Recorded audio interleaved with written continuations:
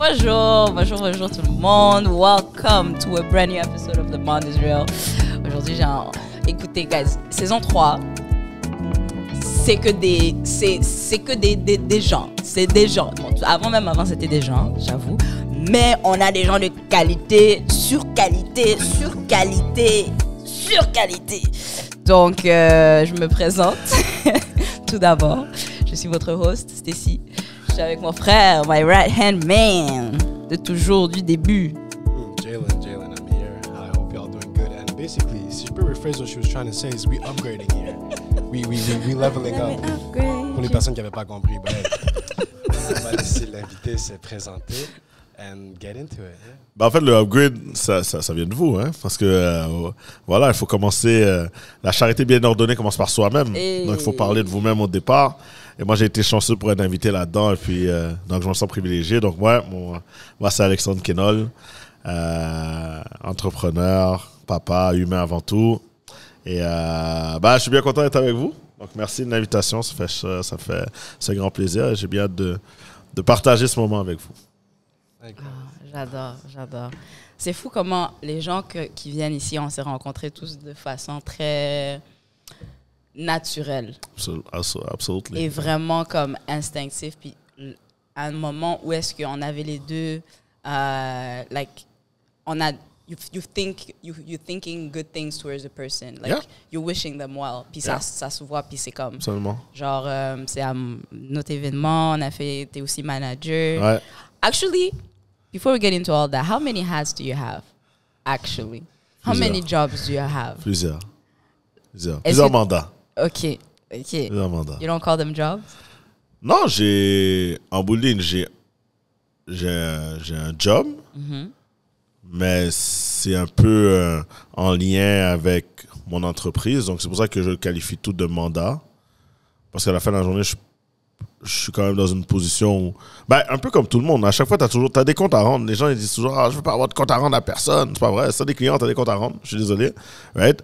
So, ultimement, je traite tous les gens avec qui je travaille comme des clients. Donc, c'est pour ça que j'appelle tout ce que je fais des mandats. Je comprends.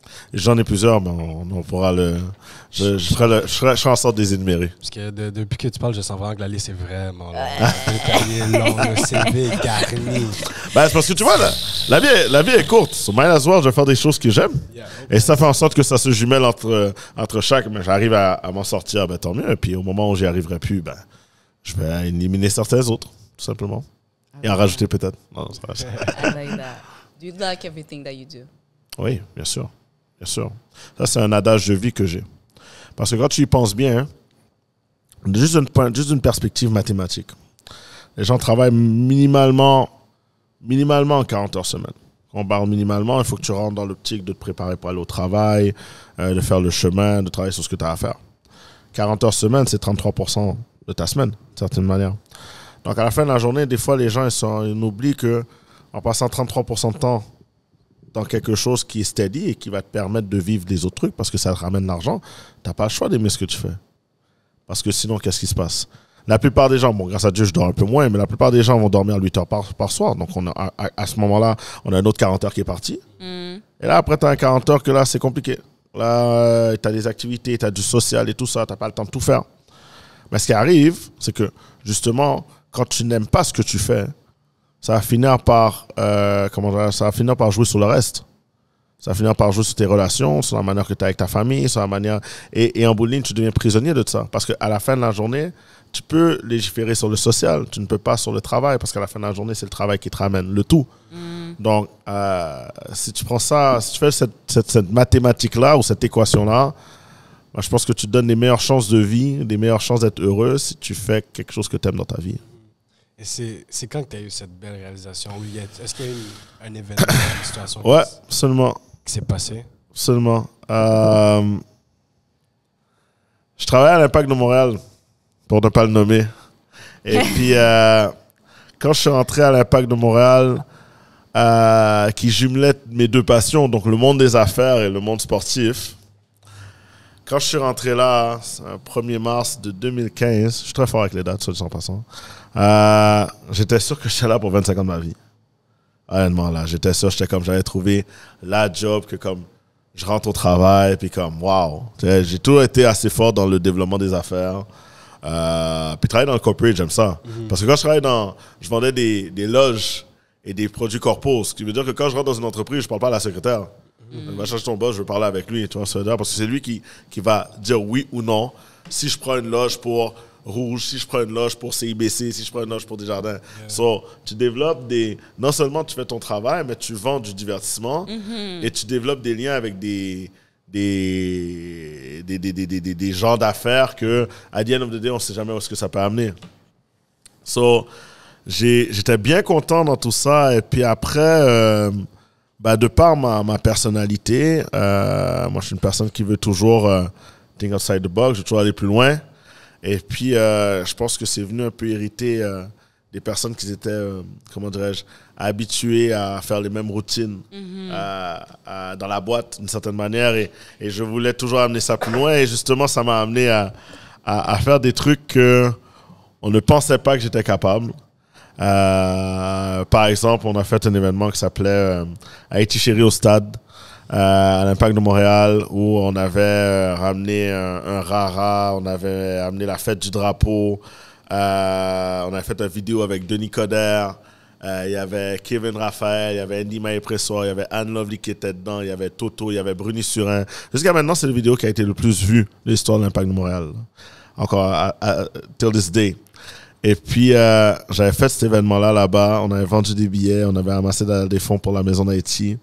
Et moi, j'avais un paquet de bâtons dans les roues là, par rapport à, je dirais pas des personnes, mais une personne interne, que je pense que tout simplement, j'héritais son soul à cause que je fonce, j'ai pas peur, et voilà.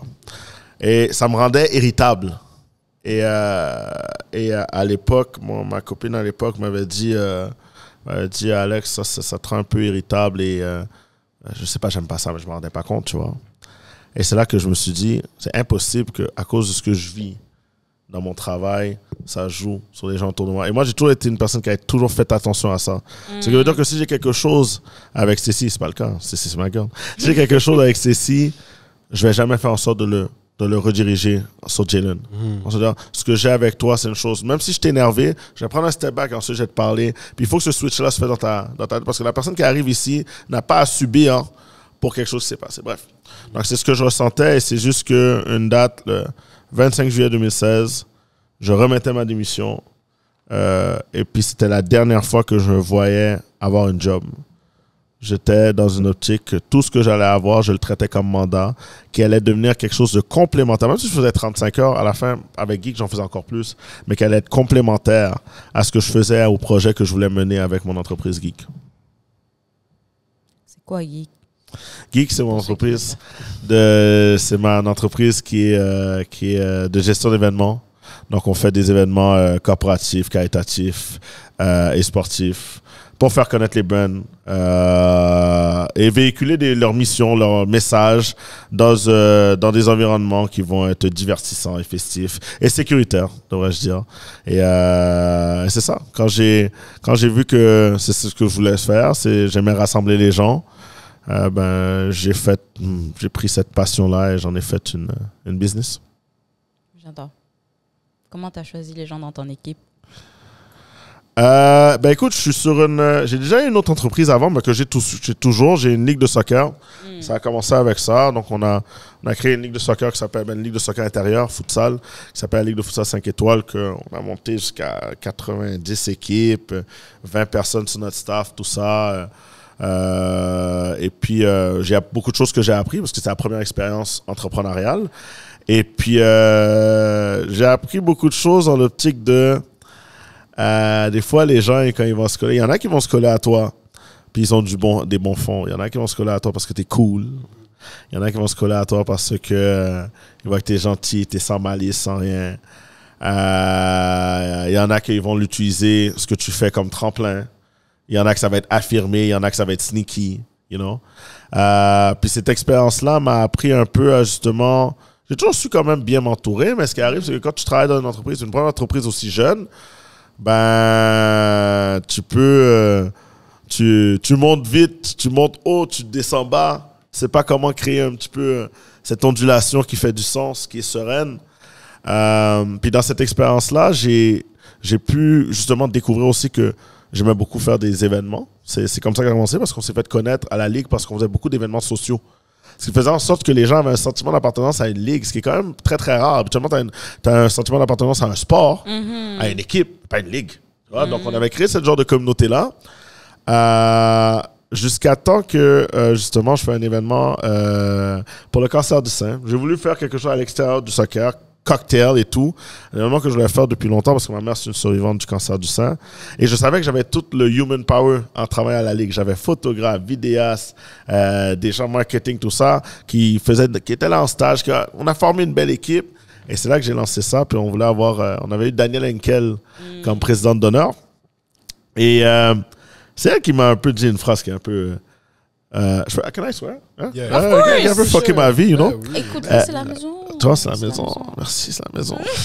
Et puis, elle m'a demandé, elle était venue dans l'événement, bon, longue histoire courte, c'était la belle-mère d'un gars avec qui je joue au soccer que j'ai rencontré, que par hasard, j'en parlais dans un match et il m'a dit, c'est ma belle-mère. Je dis, what?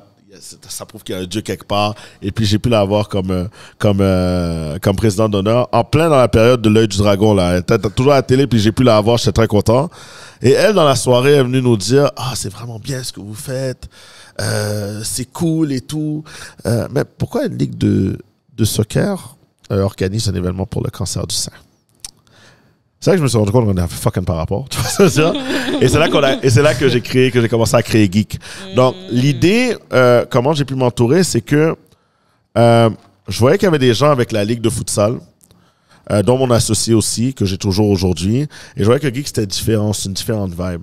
Donc, en apprenant un petit peu les rouages de la business, ben, je me suis rendu compte à quel point il fallait bien parler d'argent, il fallait donner des rôles clairs, il fallait valoriser les gens, comment ils travaillent. Je crois que je pensais le faire assez, mais je ne le faisais pas assez.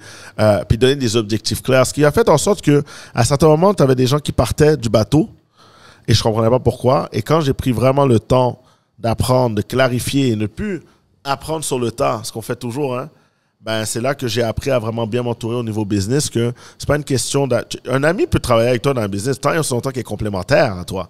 Tu vois ce que je veux dire? Et c'est là que j'ai appris OK, au niveau business, voici quelles sont mes forces, moi. Donc, j'ai pris le temps de savoir qui j'étais et qu'est-ce que j'ai de besoin.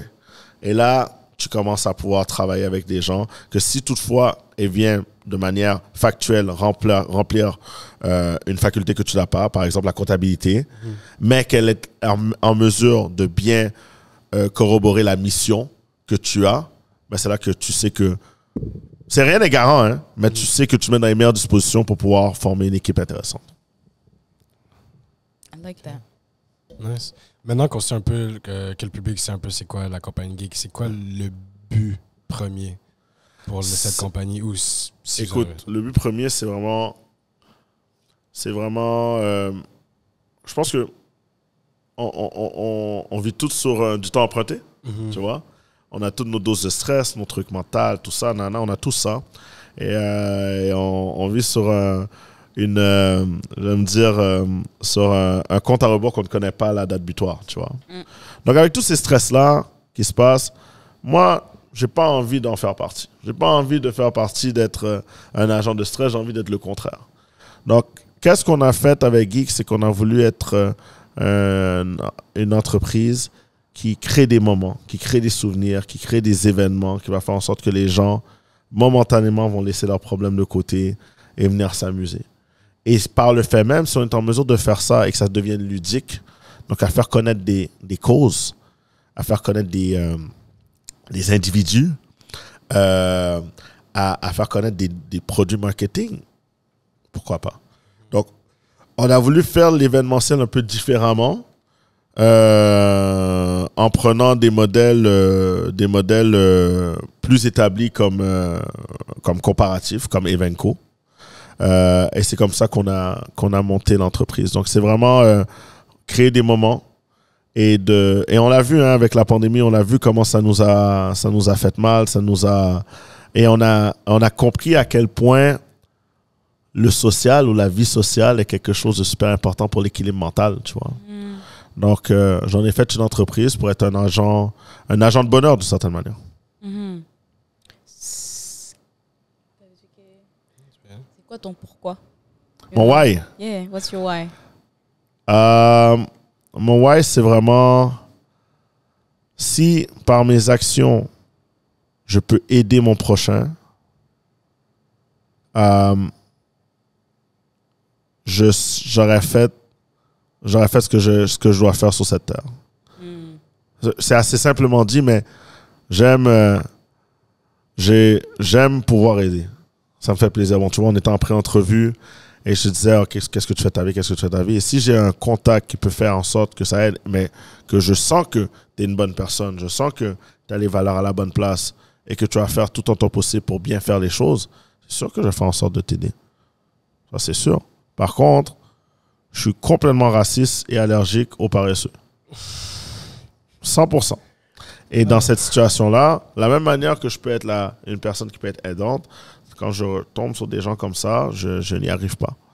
Donc, mon why, c'est vraiment dans la mesure où si je sens que y a des gens qui foncent et qui vont strive dans la vie malgré tout et qui vont vouloir se pousser. Et si moi, je peux être une personne qui peut aider et rendre le sourire des gens, ben moi, c'est un peu ce que j'ai fait comme vocation, non seulement comme entrepreneur en faisant des événements, mais aussi en titre d'entraîneur où mon travail, c'est de faire shine les joueurs, là, en fait, les joueuses.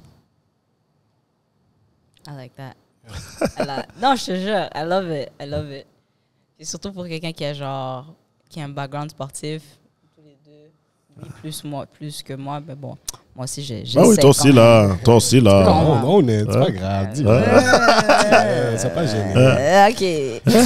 Donc nous les athlètes, les anciens athlètes, there is a certain mindset that you have and that you have to keep upholding. Puis que comme tu peux pas avoir fait du sport de façon compétitive, je sais que tu as joué pour l'UQAM aussi. Avec UDM, ouais. UDM plutôt. Puis genre d'être à ce niveau-là, puis de ne pas avoir le mindset qui vient avec. Ouais, ben absolument. C'est sûr que les valeurs sportives, c'est connu dans tout. C'est l'école de la vie, absolument. J'ai commencé à coacher jeune, donc j'ai aussi également appris à prendre des décisions et à être dans une position de mettre les joueurs, les gens que tu côtoies en confiance, right? Parce que moi, étant plus jeune, j'avais pas. Là, aujourd'hui, je peux être vu comme un sick freak, cocky and shit, but c'est quelque chose qui s'est bâti au fil des années, parce qu'en bout de ligne, avant ça, j'avais pas toute cette confiance-là. Dans ce dire, j'étais. Ça, c'est pas quelque chose que les gens savent. Je l'ai dit à un ami il y a pas longtemps. En fait, non, j'ai joué un match il n'y a pas longtemps avec mes amis de Montréal City, que je salue d'ailleurs, et qu'il y a un joueur qui m'a dit « Ah, Kenol, toi, tu es allé marquer le but, pour de vrai, tu as une certaine confiance que moi, je sais pas, j'ai pas. » Et là, ça m'a comme ramené un petit peu dans mon esprit, que ça m'a ramené à 14 ans où moi, j'avais eu les syndromes de gauche latéral. Ce qui veut dire que mes genoux, mes rotules me faisaient trop mal. C'est parce que j'ai grandi trop vite. So, j'ai perdu beaucoup de confiance.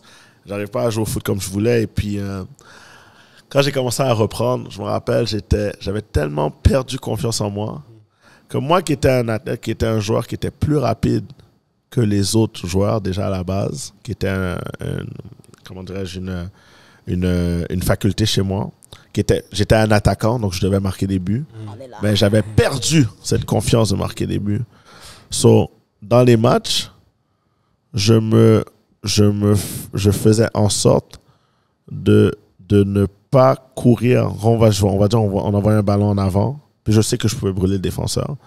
Je faisais en sorte de ne pas courir au plus vite de mes capacités parce que je ne voulais pas me retrouver seul devant le but et rater. Choke.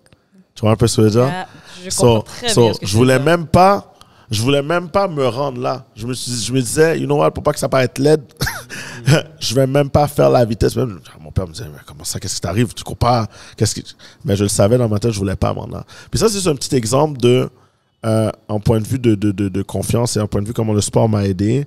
et qui a fait en sorte qu'en coachant plus jeune aussi, ben, j'ai compris à quel point ben, ça, c'est important dans ta vie. Le sport te donne ces facultés-là et qui fait en sorte que ce sont les meilleurs outils justement pour que tu puisses t'outiller pour faire face à toutes les traumas que la vie peut amener. Mais j'entends souvent, on dit souvent dans le sport que c'est soit ça te forge à être une meilleure personne ou ça te casse directement, genre. And I feel like n'importe quel chemin que tu prends, même si ça te casse, you can learn about that situation. C'est sûr. C'est vraiment sûr, mais tu sais, c'est fou de dire ça, hein, parce qu'il y a des gens parce que le sport, c'est bien, c'est super, mais ce n'est pas que ça. Puis, ce qui arrive, c'est qu'il y a des gens qui vont être intégrés dans le sport depuis longtemps, et quand ils sortent du sport ou ils prennent une blessure, ils oublient carrément qui ils sont. Tu vois ce que je veux dire? Je vais juste parler de ma blessure vite fait. Parce Vas-y, que je trouve que c'était parfait. Comme, il n'arrêtait pas de le dire, puis j'étais comme, I'm still stuck. Of course, On a un of exemple. course. On a un exemple. I'm still stuck. So, je me suis fait une blessure ACL en, je sais pas, 2000 quelque chose. Puis, I haven't been able to play any sport the same since. Genre, quand je joue au soccer, j'ai un peu plus de confiance parce que, genre, dans ma tête, je suis comme, I'm a soccer player, I'm not a basketball player. So, genre, j'ai une autre confiance à ce niveau-là. Mais je vais pas essayer à mon maximum. And then, au basket, là, je choke. Exact. À un moment donné, on a joué ensemble. J'avais la balle, il faisait juste derrière. Ah! Yeah. Et je suis comme, mais c'est quoi? Qu'est-ce qui se passe? Puis j'ai genre, dans ma tête, j'ai ce blocage. Je suis comme, j'ai peur de me faire mal. J'ai peur de me faire refaire mal ou j'ai peur de comme rater le truc. Absolument. Absolument. Fuck it up and just like not only fuck it up, but fucking it up like crazy. Yeah. And so yeah. Ben, c'est fou ce que What's tu your dis. trick? Ben, c'est fou ce que tu dis parce que c'est pour ça que maintenant, il y a beaucoup plus de préparateurs mentaux dans les équipes parce que c'est un problème qu'on sait que maintenant, c'est plus tabou, tu vois. Et puis moi, je suis un exemple. J'ai une joueuse que je ne connaissais pas ça. Une bonne joueuse que j'avais. Dans le match, à un moment donné, on est dans l'action. Puis au futsal, quand tu joues, tu es dans le jeu. Là. C'est pas comme au foot à 11 où quelque chose arrive, tu es loin. Non, futsal, tu es dans le jeu. Une de mes excellentes joueuses, à un moment donné, dans le match, puis je suis un coach qui est quand même intense, elle arrête de jouer, met sa main devant sa bouche, commence à pleurer. Je dis, grosse joueuse, là. En plein milieu du match, elle arrête comme ça, puis elle pleure. Ben moi, je vois ça, je sais pas qu'elle pleure. Là, je dis, hey, qu'est-ce qui se passe? Et c'est là que j'ai appris qu'elle faisait de l'anxiété de performance. That shit is crazy. Ça, c'est une affaire que tu arrives, puis tu figes. Yep. Tu sais même pas qu'est-ce qui se passe, tu figes. En plein milieu de match, en plein... Est-ce que tu as une meilleure expression pour anxiété de performance? Because I'm not sure I'm understanding. Genre, Ben, au fond, l'anxiété de performance, c'est que tu es dans un match, là. You know?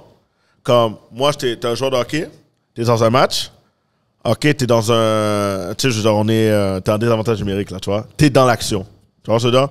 Tu peux pas juste snap puis partir. Tu vois ce que je veux dire? Tu vas attendre que la rondelle passe dans la zone offensive. Non, elle, en plein dans la situation de jeu, en plein comme toi, t'es en position défensive, vous êtes en train de subir, puis tout d'un coup, tu t'assis sur la patinoire. Soit tu t'assis, ou soit tu te lèves, puis tu travailles même plus. Tu t'échappes ton bâton, puis tu restes comme ça. Pendant que t'as les trois autres gars qui sont comme t'es off, là. Tu vois ce que je veux dire? T'as juste freeze. Je sais que c'est difficile à le personnifier parce que tu le vois pas, parce que tu as joué du sport depuis longtemps. Pense à moi. Hein? Ouais, non. Just freeze, tu vois? Et ça, c'est tous des trucs que je trouve qu'on n'en parle pas assez. C'est la première chose. Et puis que la confiance sportive, quand on va dire, t'as mis tous tes œufs dans le même panier, tant que tel, à te définir comme étant un sportif X, Y, Z, et qu'on te retire ça et tes personnes, c'est ce qui arrive. C'est pour ça qu'il y a des joueurs qui finissent leur carrière et que là, ils sont perdus. Ils sont perdus dans le street. On sait plus qu'est-ce que... Tu vois ce que je veux dire? Parce que, d'une certaine manière, ils ne savaient pas sur quoi être campés. Right? So, c'est pour ça que maintenant, tout ce qui est jeune ou quoi que ce soit, c'est de faites autre chose. Parce que tu peux pas et ça, c'est comme dans tout. Tu sais, même, ça pourrait être n'importe quoi. Ça pourrait être un menuisier, une chanteuse. Si tu es défini que par une seule chose, tu te mets dans le trouble. Après, dans d'autres choses, tu peux être moins bon. Mais si tu es défini par une seule chose et on te l'enlève, tu es dans le trouble. Parce que tu peux pas être tu ne sauras pas comment te définir ta personne. J'aurais vraiment aimé ça comme me dit ça. Moi, j'étais une de ces personnes qui mettait tous ses œufs in hockey. Moi, je pensais vraiment que j'allais jouer dans la Ligue nationale. NHL, I was like, I'm going there. To the age of like 17, yeah. Il est comme, donc quand je vais dans la NHL, tu veux quelle maison? tu veux quel auto? Ouais. Yeah, j'étais tant confiant. On peut pas te vouloir parce que pour de vrai, du tout. Les gens qui réussissent, ils ont cette confiance aveugle-là. Tu vois ce que je veux dire? Et cette confiance-là, faut juste se mettre en perspective que il y a beaucoup d'éléments qui vont faire en sorte que tu vas réussir ou pas. Parce que pour de vrai, le talent n'est pas tout. C'est con ce que je vais vous dire, guys, mais je suis sûr que sur cette terre, il y a un joueur qui était meilleur que Messi au foot. Il y a un joueur qui était meilleur que Jordan au basket. Il y a un joueur qui était meilleur que Wayne Gretzky. Il y a même un joueur, une joueuse qui était meilleure que Serena Williams au tennis. En termes de talent. Mais ils n'ont pas mis l'éthique de travail que ces gens-là ont mis. Yeah. Parce que ces gens-là, ils n'ont pas réussi seulement par talent. Ils ont été des freaks dans leur entraînement. Ils ont voulu plus que les autres. Ils sont built different, right? Mais avec tout ça, il y a des éléments de chance aussi, il y a des éléments de moment. Tu sais, peut-être que Jalen, aujourd'hui, alors qu'il y a plus de diversité qui joue, ben toi, qui n'es pas one in a million, tu es plus en confiance à jouer au hockey. Tu sens pas comme t'es perdu ou quoi que ce soit, tu fais pas partie de la gang. Ce qui fait en sorte que t'as pas les autres personnes qui vont venir te mettre en confiance pour dire comme, yo, t'es en train de dead au hockey. C'est la plupart des fois que tu disais au hockey avec les gens, hey, tu joues au hockey? Ah ouais? Ah, basket. Ah, tu joues pas au basket? Mais c'est con. C'est comme comment dirais-je, tous des éléments, exactement, des encouragements que tu perds parce que les gens vont être plus saisis du fait que tu joues au hockey que juste te dire que pour de vrai, tu fais ça, yo, tu le dead, yo, je suis avec toi. Et que quand tu vas être dans des moments de doute, ben, tu vas te rappeler de tous les gens qui sont derrière toi, tu vois ce que je veux dire? Que si tu t'appelais Simon Tremblay, ben, ils sont tous derrière toi. Hey, Simon, lui, il est bon, lui. Mais toi, vu que tu t'appelles Jalen, non, c'est comme, ah ouais, il est correct. Tu vois ce que je veux dire? Ou il faut vraiment que tu sois exceptionnel. Exceptionnel. C'est plus ça, pour que les autres puissent dire ce qu'elle a été fort puis te donner cette force-là ou que tu as une force mentale de fou qui a fait en sorte que tu serais passé cette étape-là. Tu sais, il y a une question de talent, il y a une question de timing, il y a plein de choses qui font en sorte qu'une personne peut se rendre professionnelle ou pas. Mais même dans la manière que je coach maintenant, que je coach les joueuses, les joueurs que j'ai eu la chance de coacher depuis les 16 dernières années, j'ai toujours essayé de faire le travail en véhiculant des valeurs qui vont te faire comprendre que oui, tu es une personne dans le sport, mais tu es un humain à part entière et ces deux personnes-là ont besoin d'être en synergie pour que tu puisses avoir du succès. Cheers to that. Well said, I'll drink to that. Bonne santé. Bonne santé, guys, à la famille. Salut. Salut, Marc. Salut. Non, mais honnêtement, genre, c'est vraiment quelque chose qui est important for like young people because moi, étant jeune, je me rappelle, I would concentrate on talent and more talent. Yeah. Et on dit de travailler fort, but we don't really explain why and give examples of qu'est-ce que ça va te rapporter. On fait juste te dire, genre, travaille du mieux que tu peux. And souvent, even, like, j'ai un exemple. On dit travaille du mieux que tu peux. Be the hardest worker on the ice. But sometimes, on va prioriser des personnes qui sont plus talentueux, even though ils travaillent pas aussi fort. Yeah. So, c'est comme, ils respectent même pas ce qu'ils disent. And sometimes, I'm just there like, y'all are for real? OK, c'est good, c'est chill. And then, comme tu disais, c'est des petites choses comme ça qui me décourageaient un peu. Absolument. À un certain point, quand j'avais 18-19, je jouais encore, mais j'avais perdu... la flamme. Absolument. Très honnêtement, absolument. La flamme, Puis c'est beaucoup demandé pour un jeune de penser à tout ça. Tu vois ce que je veux dire? Parce que quand on dit d'être... Il y a un adage, il y a un entrepreneur qui a dit une chose que j'ai vraiment... que j'ai gardé dans mon vocabulaire parce que j'y crois beaucoup. C'est un entrepreneur qui joue au basket, puis il a pu jouer semi-pro jusqu'à un certain niveau, puis il a dit... Je voulais aller dans la NBA jusqu'à temps que je croise quelqu'un qui voulait vraiment aller dans la NBA. Puis j'aime aussi l'adage qui dit tout le monde va aller au paradis, mais personne ne veut mourir. Mais à la fin, c'est vrai. C'est sûr que les joueurs qu'ils ont pu réussir, les jeux ont pu réussir, ils sont différents. Ils sont différents. Ils vont faire quelque chose que tu n'avais pas. Moi, je me rappelle à des gars que je disais là, comme, et après les matchs, ils font des push-ups, des set-ups. Tu vois ce que je veux dire? Là, j'ai dit, OK, les gars font du fairway, ils veulent juste montrer qu'ils sont si. Aujourd'hui, ils jouent encore avec des jeunes à mon âge, puis ils ont un corps comme s'ils avaient 25 ans. Tu vois ce que je veux dire? Tandis que moi, bon, ça va, je m'en sors, hein. Ça va, mais quand même.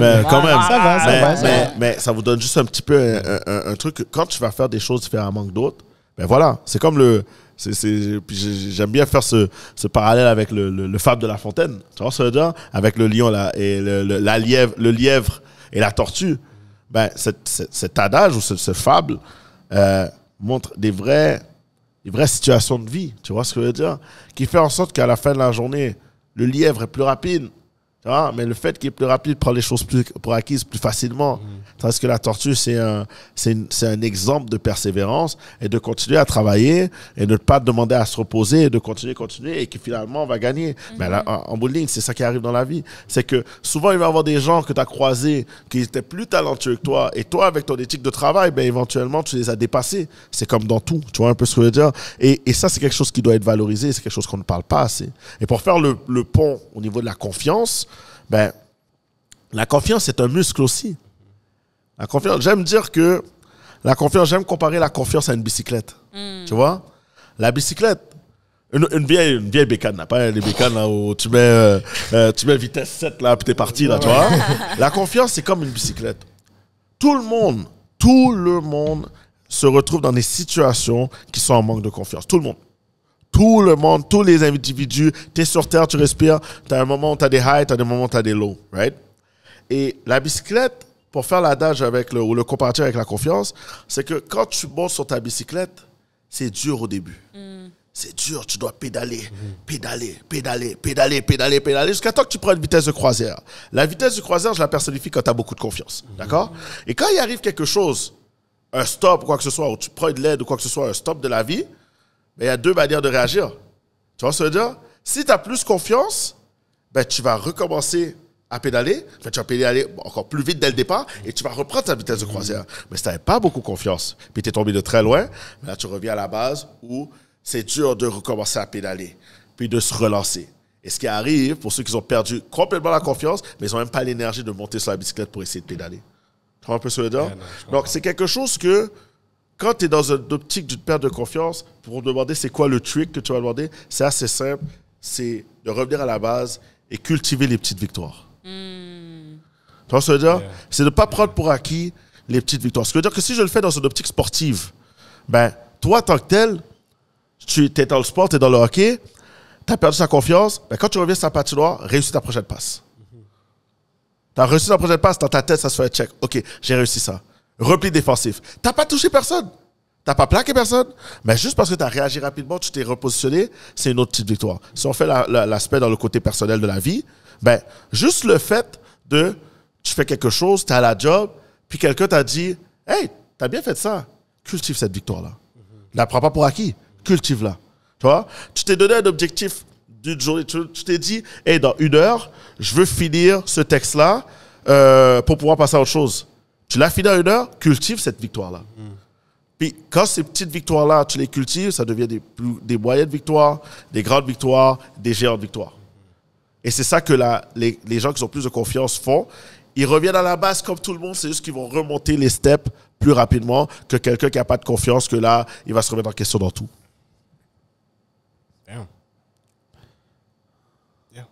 C'est très bien répondu. Très bien, merci. Merci beaucoup. Vraiment, wow. No, I like it. J'ai vraiment aimé la comparaison avec la bicyclette. Non, parce qu'au début, je suis comme, how are you gonna... Où vas-tu avec ça? Genre, Moi, est-ce que c'est les pneus? Yeah. Est-ce que c'est une pente and everything? But quand ça explique, I was like, damn, that makes a lot of sense. So, it does. I see that you are very much a involved father. You know, I have grown to be like kind of a paternal, like a parent of some sort to my younger siblings. And so, il y a un moment où j'étais comme, OK, je vais être le frère qu'ils n'ont jamais eu. And then, après, à un moment donné, they get older and my knowledge and j'ai un threshold in my knowledge. And I'm like, okay, now I got into another point of my life where I was like, okay, if I can be that person for them that shows them the way, maybe I can kind of show them other people who can show them the way. I can introduce them to people who can, like, you know, give them that, answer those questions that I can't answer. And those, even les aider à have those questions for themselves that they didn't even think for themselves. So yeah, I wanted to just kind of get your input and maybe some advice, if you have any, for young people, young men. Bah, écoute, à la fin de la journée, ce qu'il faut se dire, c'est con, ce serait très, je vais paraître un peu cheesy là, mais c'est important de comprendre le concept de faire de ton mieux. Tu vois, ça veut dire de faire de ton mieux. Tu sais, mon père, j'ai une relation assez particulière avec mon père, mais il a tout fait en son possible pour ne pas être le père stéréotypé noir, you know. Il a fait en sorte que ma soeur, moi, ma mère, on n'a jamais rien manqué. Il était plus dur avec moi qu'il était avec ma soeur. Tu vois ce que je veux dire? C'est très dur pour moi, but il y a certains moments ça me fâchait, mais aujourd'hui, en étant parent, je sais que mon père a tout fait dans ses capacités pour être là, pour me raise comme étant la meilleure personne possible. Je le vois maintenant étant papa aussi. J'aurais pu croire que j'aurais été bien préparé par le fait que j'ai coaché longtemps. Et j'ai une approche très fraternelle, grand frère avec les joueuses, les joueurs que j'ai eu depuis longtemps. Ce qui veut dire que j'en fais plus que le client demande. Mais ça m'a toujours souri. Parce que j'ai des relations avec des joueuses, des joueurs que j'ai encore depuis longtemps. Que j'ai développé, que j'ai eu la chance d'être des figures importantes pour eux.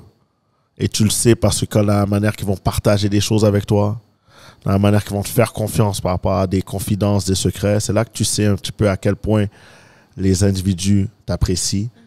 Mais encore une fois, j'aurais cru être bien préparé à devenir parent par rapport à ça. Ce que ça m'a bien préparé, c'est le sens de la responsabilité.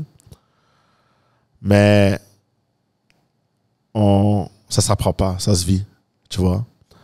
Et puis, moi, ce que mon père, ma mère m'ont dit et qui m'aident encore aujourd'hui, c'est t'es une bonne personne déjà à la base, puis c'est la même chose pour toi, Stacy et Jalen. Et fais-toi confiance dans ce que tu penses être bien.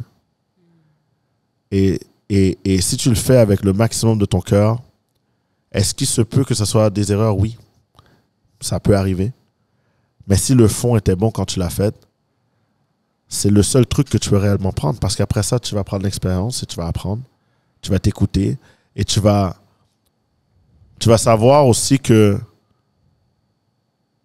la seule chose, tu sais, je veux dire, la seule chose qui est sûre, c'est qu'elle est sûre. Tu vois ce que je veux dire? Yep. So, si tu es en position à comprendre ça, si tu es en position à savoir que comme, écoute, on va essayer des choses, ça va pas fonctionner ou ça va fonctionner, puis tu sois capable de faire cette rétrospective-là, c'est la meilleure chose que tu peux faire. Puis aussi, il faut se dire quelque chose. En vieillissant, il y a des paramètres qui arrivent, tu vois. Puis probablement, tu étais plus confiante il y a 5 ans, 6 ans, avec eux, que tu l'es aujourd'hui. Puis ça change, tu sais pourquoi? Parce que plus t'en sais, moins t'en sais. C'est fou, hein? Facts. C'est fou, hein? Plus t'en sais, moins t'en sais. Ce qui veut dire que le Alex Kedol, à 18 ans, était beaucoup plus confiant que celui aujourd'hui. Aujourd'hui, pourquoi? Pas moins confiant, mais plus conscient aussi. Parce que tu vois des paramètres que tu ne voyais pas avant. Quand, étant plus jeune, je voyais noir, je voyais blanc. En vieillissant, tu vois, non, c'est gris.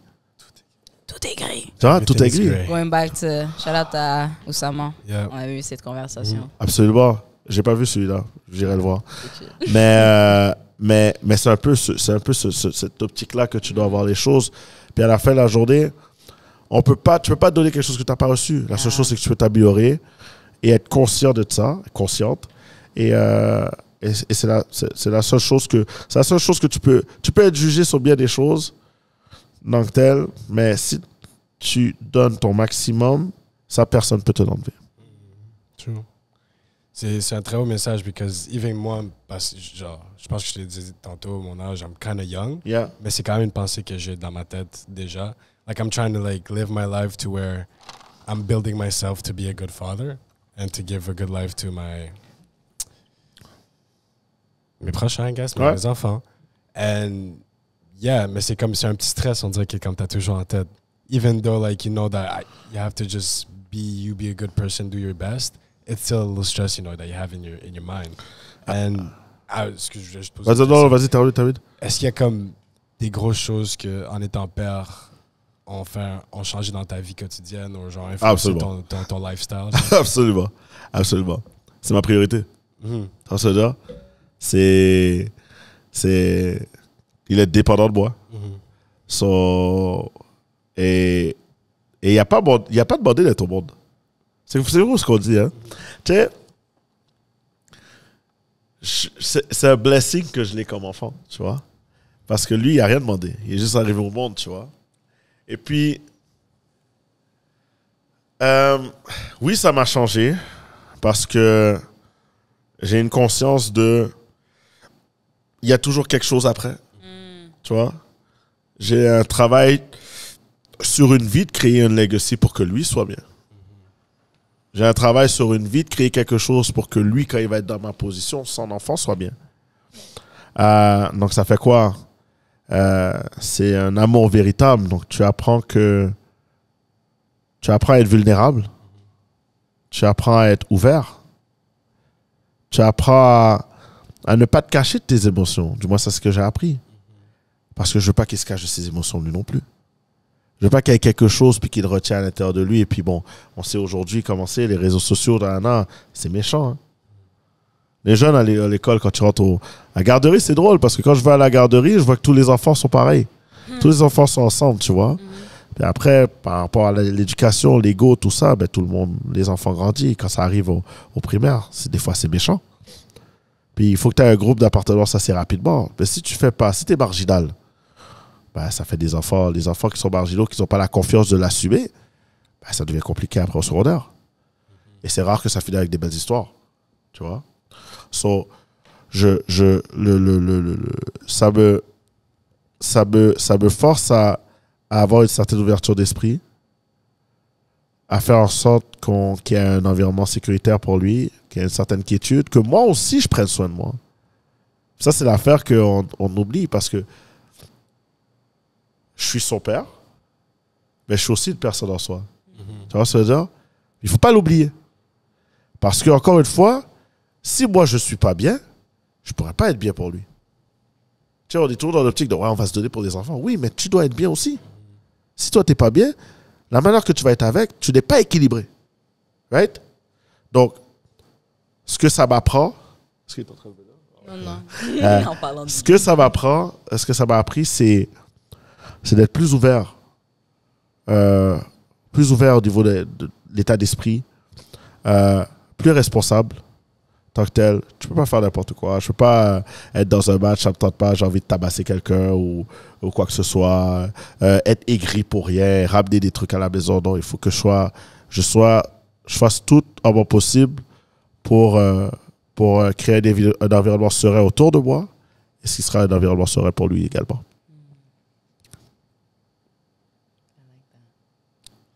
Yeah, that's nice. Est-ce que ça te donne un petit guide? It does, mais comme tu as dit plus tôt, je pense que la meilleure façon d'apprendre, c'est le vivre surtout. Absolument. But yeah, non, c'est sûr que c'est un bon conseil. J'apprécie. But yeah, non, mais il va falloir que je le vive. Yeah. One day. Yeah. Ah, prends ton temps. Yeah, non, c'est ça. T'inquiète, je suis pas pressé. C'est pour ça que j'ai dit one day. Moi, one day, c'est long. One day, il dure longtemps, le one day, you know? Ça se peut que ça soit avant moi, par exemple. Ça se peut. Everything in due time. Everything in due time. For sure. Well, for sure. What has been... Comment poser cette question?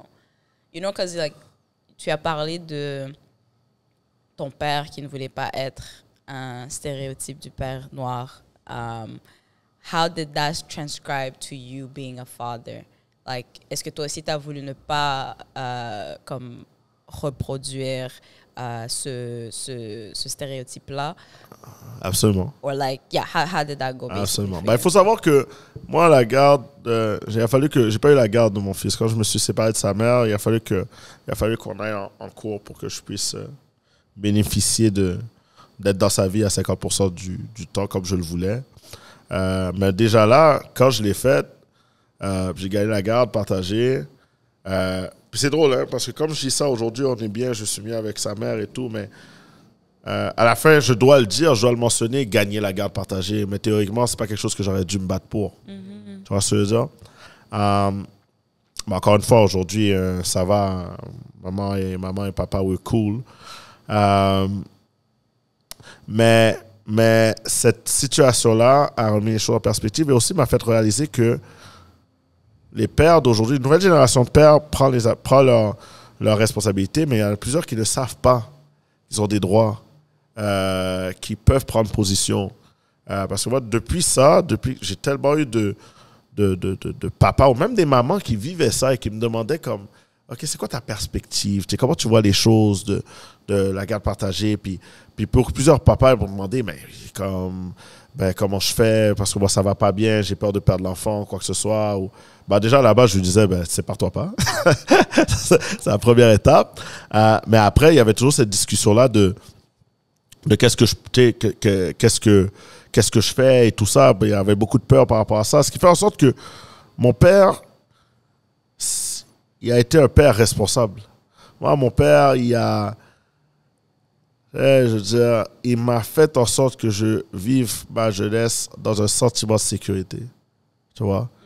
Il était très présent pour moi, très présent dans le sport, très présent dans mes autres affectations.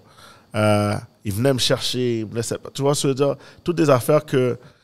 Il était là à l'heure, vous venez me chercher, ma mère, c'est une autre chose. Ma mère, elle ne peut pas faire attendre jusqu'au lendemain. Là. Je la salue d'ailleurs. Mon père m'a un peu appris ça. Et c'est ce que j'ai vu. Donc, mon père, mes parents, tu sais, quand on parle des idoles et tout, c'est sûr que j'ai des idoles, mais très, très, tu sais, je veux dire, mes parents ont fait partie, là, tu vois ce que je veux dire. Pour moi, là, ce travail d'être immigrant, d'arriver dans un autre pays, d'arriver là, de faire leur vie, de réussir, et de même réussir mieux que des gens qui sont nés ici, right? D'attirer les foudres, de faire en sorte qu'il y a de la jalousie qui vient là-dedans ou quoi que ce soit, et puis mettre ces enfants dans les meilleures dispositions, ce sont des héros. Moi, demande-moi aujourd'hui de partir d'ici pour aller là-dedans, je ne le ferais pas. Tu vois ce que je veux dire? Yeah. Donc j'ai eu la chance d'avoir ces modèles-là. Je parle beaucoup de mon père là, parce que je le dis beaucoup, mais il a été très bon pour moi, ma mère aussi. Et c'est eux qui m'ont un peu donné ce sentiment de vouloir être cette personne-là pour mon fils et aussi pour l'entourage tant que tel. Donc, c'est quand on se présente aux élections? Tu sais, la politique ne m'intéresse pas. Elle m'intéresse dans l'optique du sujet, mais ne m'intéresse pas parce que je ne pense pas qu'en politique, tu as tous ces pouvoirs-là. Je pense qu'en étant un entrepreneur qui va pouvoir faire son bout de chemin et à pouvoir serrer les bonnes mains, je suis persuadé que je pourrais plus aider la société ou la civilisation de cette manière-là. Parce que je pense que quand tu rentres dans la politique, tu as les mains liées et je ne veux pas me retrouver dans cette position-là. Je vais pouvoir aider, je vais pouvoir être sur le côté, pas de problème, mais la seule raison pour laquelle je ne dirais pas là-dedans, c'est parce que je pense que tu as les mains liées. Et moi, mon purpose, justement, c'est de faire quelque chose, puis de faire en sorte que on soit en mesure d'avancer. Et pour ça, je préfère garder ma position. Non, la politique, surtout de nos jours, avec la pandémie et tout ce qui se passe, c'est chaud. C'est chaud. C'est compliqué. Ouais, shout-out à ceux qui veulent continuer à être des politiciens et want to be. Shout-out à vous êtes courageux. Quand c'est chaud, c'est chaud. Moi, en plus, il y a un moment, quand j'étais jeune, je voulais être politicien. Je sais pas qu'est-ce qui m'a pris. Non, mais... Mais j'étais très jeune, il n'y avait pas de raisonnement fondé. Il en faut des gens qui embarquent là-dedans. C'est vrai, il en faut. C'est vrai qu'il faut de tout pour faire un monde, mais après, tu rentres en politique, là, les gens vont aller chercher jusqu'à la couleur de boxe que tu avais en 3e année de primaire. Tu vois ce que je veux dire? Et j'ai vécu une vie chaude, moi. J'ai fait des choses choses quand j'étais jeune que, if we bring that up, mon gars, alors, comme on dit en créole, Richie t'arrête là. Il y a trop de dossiers. Il y a trop de dossiers. J'ai essayé de déliter certains trucs, mais là, il y a des détectives de nos jours. Ils peuvent prendre des choses. Oh non, ça tue. Moi, je suis stressé. Pour de vrai, il y a toujours quelqu'un que, comme pendant que les gens te souriaient, ils te regardaient comme ça. Et quand tu vas sortir, et quand tu vas pas. Ça va venir sur toi. Ouais, la politique, j'ai mon lot de dénigreurs. I'm gonna stay here. Tu dis ça, c'est drôle, mais plus que je vieillissais au secondaire, plus que je sens que j'avais des personnes qui me regardaient comme ça. I'm gonna be safe. J'ai joué ça safe. Mais en même temps, s'il y a personne qui te regarde comme ça, c'est que ça veut dire que tu fais pas grand chose de ta vie. I like that. So, question. I like that. Est-ce que c'est important d'avoir des haters? Yes. Ou est-ce que c'est même une nécessité d'avoir des haters? Je vais te poser une question, Cécile. Est-ce que t'aimes tout le monde? No.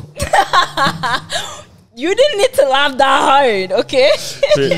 Non. Jalen, est-ce que t'aimes tout le monde? Non? Non. C'est tout à fait normal alors. Vrai ou pas? Vrai. As simple as that. C'est normal. Puis il y a des gens là, que même aujourd'hui, je me suis surpris de pas aimer. Puis je sais pas pourquoi. C'est là quand ils disent, les Québécois ils disent, sa face me revient pas. J'avais des gens, je sais pas. Je t'aime pas. Tu m'as rien fait. J'ai pas de hate contre toi. Ça va pas plus loin. Mais je t'aime pas. Tu vois ce que je veux dire? It all comes to the same thing, right? So c'est normal qu'il y a des gens que je chatouille leur soul parce qu'ils m'aiment pas. Ils m'aiment pas à face, ils n'aiment pas comment je mange, ils n'aiment pas comment je me déplace, ils n'aiment pas mon nom, ils n'aiment pas ma couleur, ils n'aiment pas rien. Ouais. Ah, puis il y en a là que le hate va venir facilement. Je vais faire des trucs pour la communauté. Ah, Kedol, il fait toujours plein d'affaires, là, il peut pas rester chez lui, là, tu vois ce que je veux dire? Puis le hate va venir de tout. J'ai même un hater à l'autre podcast, c'est aussi le podcast. Il est encore là, lui? Comment il s'appelle encore? Bref. Lui, ça a été mon premier hater officiel Internet. J'en suis. C'est là que j'ai su que j'ai atteint un autre milestone. Là, il manque juste quelqu'un qui doit cloner mon Instagram avec ma photo sur Instagram. C'est là que je vais savoir I made it. Et là, tu vas être comme, OK, my account got hacked, guys. Exactement. Oh mon Dieu. Well, that's a good perspective. Parce que des fois, je me demande, je suis comme... Parce que là, déjà, on a plusieurs épisodes. Saison 3. Bientôt. Oui, je suis loin. Mais saison 3. Shout out à Rosemont. Oh, tu nous as mis bien encore une fois. Merci. Comme d'habitude, on vous adore. Merci. Donc, puis c'est ça. Puis avec on commence à avoir des gens, on commence à avoir des commentaires, on commence à avoir des gens qui nous connaissent, on commence à avoir genre cette petite notoriété-là. Et je suis comme, ouais, mais ça, les gens qui me parlent me disent des choses positives. Mais là, j'ai eu un petit côté dans ma tête qui était comme, what about the people who are not saying nothing and who think this is like negative people? Mais après, j'étais comme, j'ai un certain nombre d'énergie. J'ai une certaine quantité d'énergie. Où est-ce que je vais dépenser cette énergie-là? Absolument. Parce que j'ai pas beaucoup d'énergie. J'en ai un peu pour moi, pour ma famille, mes gens, mais c'est pas beaucoup. So, but yeah, so it was important for me to be like, okay, so how does it relate to needing to have like, comment tu fais ce tri en fait, d'avoir des haters? I have a question for you. Yes. Can you control that? No, I can't. No, I can't. I cannot. Alors, explique-moi comment on peut mettre autant d'énergie sur quelque chose qu'on contrôle pas. Stacy veut contrôler la météo, je pense. Hein? Stacy, c'est le genre de personne qui aimerait contrôler la température. Alors, ça serait ça, tu peux incanter parfait. tous les dieux du possible. Parler au ciel, c'est une chose. J'en connais une qui dit toujours que le beau temps, c'est toujours elle qui l'amène. Je la nommerai pas. Mais Si vous avez regardé le premier épisode, Oh, wow! You really gonna do that? I'm gonna do that. That's T'as okay. 50% de chance, on va pas dire Yeah, c'est qui. on va pas On va pas s'attendre. dire c'est qui. Mais connectez les dots. mais pour de vrai, sans blague, c'est que, tu sais, on va dépenser beaucoup d'énergie sur quelque chose que tu contrôles pas. Right? Ça rentre dans l'optique que ce que j'ai dit au départ. C'est important dans la vie, c'est de te mettre dans les dispositions pour que tu sois heureuse. Right? Tu fais un podcast, t'aimes ça? Just be it. Et fais-le. Par contre, n'importe quel choix que tu vas faire va poser une conséquence. C'est la vie. It's like that. Donc, tu vas faire quelque chose et tu vas le jeter vers le public. Ce qui veut dire qu'il y a des gens qui vont l'écouter. Et dans les gens qui vont l'écouter, il y a 3 options. Il y a 30% qui vont aimer, 30% qui vont détester, 30% que tu vas pouvoir jouer sur tu vas pouvoir jouer sur leur opinion, puis ils vont pouvoir changer d'idée. Du moment où tu comprends ça, ben, c'est comme dans l'événementiel. Quand je fais un événement, puis il y a des fois des événements que la vente de billets va pas trop bien, quoi que ce soit, puis je me rappelle avec mon équipe, quand on se dit, OK, il y a combien de personnes qui vont être là, quoi que ce soit, il va peut-être pas en avoir beaucoup. Moi, j'ai un petit moment que je me donne de petite frustration qui dure momentanément, ne serait-ce que 5 minutes maximum. Et après, je reviens dans la salle et je me concentre sur ce que je peux me concentrer. C'est ceux qui sont là. Right? Alors, moi, ce que je peux faire dans une situation comme celle-ci, qu'est-ce que je contrôle moi? C'est faire en sorte que les personnes qui sont là, they have a blast. Tu vois ce que je veux dire? They have a good time. Quand ils rentrent dans un événement, ils sachent que, hey, on est content que tu sois là. Parce qu'eux, ils vont avoir 2 manières de réagir. Dépendamment comment tu es avec eux, right? Si tu les occupes pas, c'est sûr qu'ils vont te dire sur les réseaux sociaux, ils vont dire c'était quoi, c'était whack. Mais si tu l'occupes, par contre, puis tu leur donnes un bon service, et tu leur fais comprendre à quel point tu es important, ou elles sont importantes dans cette soirée-là, c'est là que tu prends la personne, et si elle est de bonne foi, je dis bien si elle est de bonne foi, c'est là qu'elle se sent impliquée, elle se sent intégrée, et là, elle va faire partie de la solution. Et quand je dis ça, c'est qu'au lieu qu'elle voit là, puis elle va venir vous dire parce qu'il n'y avait pas de monde comme ça, elle va faire partie de la solution en étant la personne qui disait, hey, c'était tellement nice, c'est plate qu'il n'y avait pas beaucoup de gens, la prochaine fois, j'ai avec mes cousins de ma famille et tout ça. Tu vois ce que je veux dire? Puis c'est là-dessus que j'ai pu me contrôler et qui fait en sorte que, à la fin de la journée, je me sens bien parce que j'ai contrôlé au maximum ce que je pouvais contrôler. Dans une situation que tu ne peux pas contrôler, c'est 0% de 0%. Tu peux rien faire avec ça. Right? So, dans les situations comme il y a de hate comme ça, là, tu peux rien faire. Puis la personne a le droit de pas t'aimer. Elle doit te respecter, right? Mais plus tu vas rentrer dans le public, on va te dire qu'il y a des gens qui vont pas aimer ton art. C'est comme n'importe quoi. Il y a des gens qui vont aimer le bleu, il y a d'autres gens qui vont préférer le rouge. C'est la vie. Qu'est-ce que tu peux faire avec ça? So, la seule chose que tu peux faire, c'est de contrôler ce que tu contrôles et ce qui te permet d'être heureuse, tu le mets à l'avant-plan. Parce qu'encore une fois, comme j'ai dit tantôt, on vit tous sur du temps emprunté. Sur un compte en banque, on ne connaît pas la date butoir. Might as well, on va faire en sorte que si toutefois on doit partir subitement en s'en attendant, on va partir avec le sourire. Cheers to that. Cheers to that.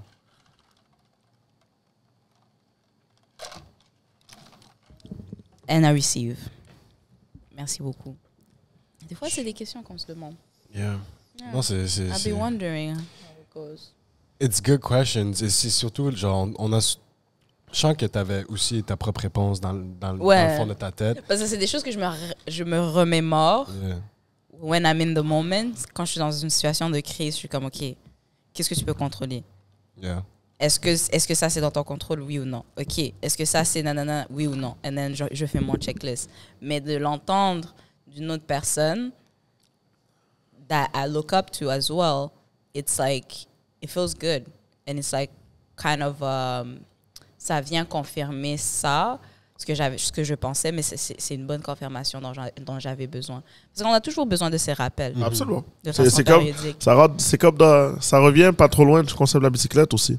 De revenir à la base. Puis encore une fois, j'ai un bémol à ramener par contre. La frustration que tu peux avoir par rapport à une telle situation en tant que telle, elle est aussi normale. Et ce qu'on oublie, c'est qu'il faut l'assumer. Tu as le droit de prendre un temps pour « fuck, là, je me sens pas bien ». Tu as le droit de prendre ce temps-là. Tu as le droit de prendre 5 minutes, 10 minutes, 1 heure, 24 heures, pas de problème. Tu vois? Tu as le droit de chuter. On s'en fout. Tout le monde peut chuter. Mais comment tu vas step up de ça? Comment tu vas te relever? Comment tu vas vouloir passer à l'autre étape? Puis ces situations-là, souvent, on ne se donne pas la permission. Tu as le droit de prendre la permission. Tu as la permission de prendre un temps pour assumer quelque chose, assumer un choc. Tu vois ce dire? Yeah. Avant de te relever, là, tu vois ce dire? C'est comme si je t'envoie une balle sur toi, là. Tu sais? Tu peux pas juste t'attraper comme ça. Tu vois ce dire? Faut que tu l'amortis. Et ensuite, tu peux refaire quelque chose. C'est la même idée. Tu vois ce dire? Tu amortis le truc. Tu le consommes. Et là, ensuite, on peut avancer. Donc, tu sais, c'est juste que des fois, on va avoir des situations qu'on ne va pas se donner le temps d'assumer la nouvelle. Et on va se dire, non, on ne peut pas. Non. Tout le monde peut avoir leur moment et réagir émotivement. Et vous devez pas, on ne doit pas se calibrer ou se calculer notre manière de tomber. C'est la manière qu'on va se relever de n'importe quelle situation, qui va faire quel genre de personne on est. Et on peut se relever de n'importe quelle situation. Pas dans une optique nécessairement à rise et tout ça, parce que tout le monde se lève de la manière qu'il va se relever, mais il doit avoir une réaction. Yeah. Je pense aussi ce qui fait le plus mal de ne pas prendre le temps de embrace the situation, c'est n'importe quel sentiment que tu as dans cette situation, soit tu es frustré, triste, choqué. If you don't take the time to embrace it, tes solutions vont venir par un sentiment de stress, de choc, de frustration. So, disons, je suis frustré, il y a une situation qui m'a fait chier, disons. And I don't take the time to embrace it. Toutes mes pensées vont baser sur ma frustration. Absolument, 100%. So I'm not even going to have the time to like be fresh, me recadrer and be like, okay, what can we do about this? Absolument. Je pense que c'est ça qui fait le plus mal dans not taking the time. 100%. Do you have anything that's coming up that you would like to share with the people? L'épisode va sortir dans 3 semaines, 2 à 3 semaines. Oh, j'aime ça, le fait que vous êtes en avance. Les affaires vont bien. Ça va bien, tu sais that.